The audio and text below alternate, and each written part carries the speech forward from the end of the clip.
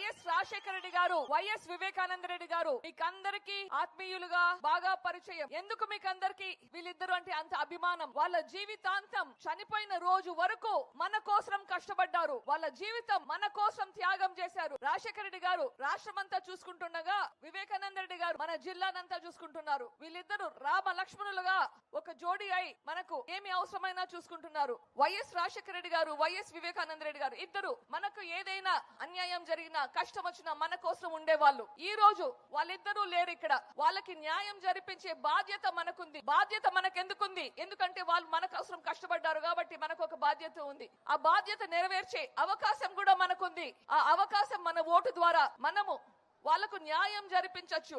ఈ అవకాశాన్ని వదులుకోకండి. ఈ రోజు హస్తం గుర్తుకి ఓటేసి షర్మిలమ్మను గెలిపించి రాజశేఖర రెడ్డి గారికి, వివేకానంద రెడ్డి గారికి న్యాయం జరిపించండి. ఆ మహానుభావులిద్దరికి ఆత్మశాంతి కలిగే